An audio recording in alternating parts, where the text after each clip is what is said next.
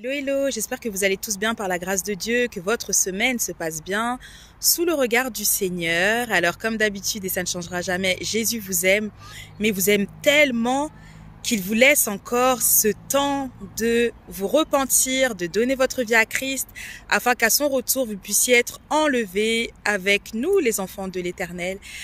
Et ce que je voulais partager avec vous, c'est que le Dieu que nous servons est un Dieu qui appelle tout le monde, peu importe la tranche d'âge. Et je me suis rendu compte ces derniers temps à quel point les enfants ont la soif de Dieu, à quel point les enfants ont la soif de voir Dieu, mais surtout à quel point le Seigneur veut se manifester dans la vie des enfants. Et vraiment, je trouve ça juste formidable. Et il y avait des enfants, en fait, je parlais avec des enfants et ils m'ont dit, mais madame, est-ce que Dieu est vraiment vivant? Est-ce qu'il existe vraiment? Est-ce qu'il parle? Et je dis, bah oui, moi je l'entends et tout, je lui parle tous les jours. Et ensuite, ils m'ont dit... ah oui, moi aussi je veux entendre Dieu, etc. Et j'ai prié avec eux et le Seigneur leur a parlé.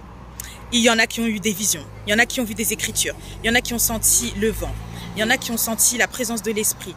Et vraiment tout ça pour vous dire que Dieu parle et que les enfants ont tellement la soif d'entendre Dieu qu'il ne faut pas hésiter à parler à Dieu. Il ne faut pas hésiter à répandre l'atmosphère de l'évangile partout où nous allons et sans avoir honte, mais avec vraiment une simplicité, parce que les enfants, ils ont la soif, et le Seigneur aussi a la soif de localiser son peuple. Le Seigneur a la soif de parler à ses enfants, et Dieu est vivant, et on doit continuer à parler de lui, parce qu'il dit et la chose arrive.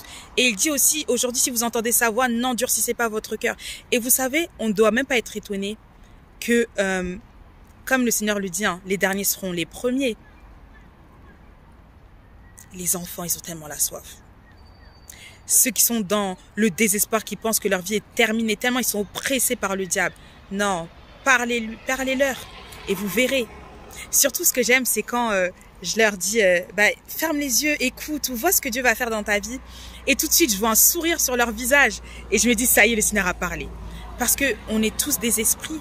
Et on a la soif d'entendre notre Créateur nous parler. On a la soif de voir Jésus. On a la soif de l'entendre. Et même les enfants, ils ont tellement la soif. Et il y a même des filles aussi qui parlent en langue. Donc ça pour dire que non, continuez la mission. Ça en vaut la peine. Oui, c'est vrai, il y a des fois c'est difficile, c'est normal. C'est puissance contre puissance. Hein, on est dans une bataille, mais on a déjà la victoire.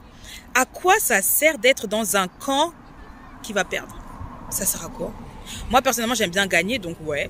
Je marche dans l'obéissance et je vois les miracles que Dieu fait dans les vies, la manière dont Dieu guérit, la manière dont Dieu révèle, la manière dont Dieu élève, la manière dont Dieu suscite des adorateurs, la manière dont Dieu suscite des héros, des soldats de l'évangile. Et donc, en fait, il faut juste marcher dans l'obéissance et vous verrez ce que Dieu va faire dans vos vies. Vous verrez ce que Dieu veut faire dans vos familles et vous allez voir vraiment les malades être guéris. Vous allez voir vraiment à quel point le Dieu que nous servons est un Dieu puissant et un Dieu vivant. Il est vivant et Dieu est présent pour tout le monde. Pour tout le monde. Et c'est ce que je dis aux gens. C'est même pas une question de religion. C'est une question juste de relation. Ça veut dire que peu importe dans ce que tu vis, ce que tu fais, ce que tu as fait, ton passé, ta religion, quand c'est ton temps, quand c'est ton jour, Dieu peut même te parler dans ton salon. Dieu peut même te parler dans ta chambre. Il peut envoyer des anges pour te parler. Il peut envoyer des anges pour te secourir, pour te protéger et surtout pour t'apaiser, pour te donner aussi du courage et de l'espoir. Donc continuons à parler de Dieu autour de nous, ça en vaut la peine et ça en vaut la peine.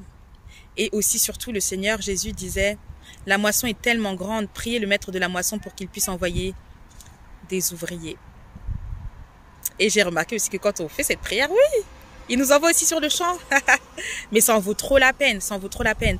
Le Dieu que nous servons est tellement vivant, il est tellement bon, il est tellement puissant que c'est lui qui nous protège en tout temps. Que Dieu vous bénisse, que Dieu vous garde et à très bientôt. Bye!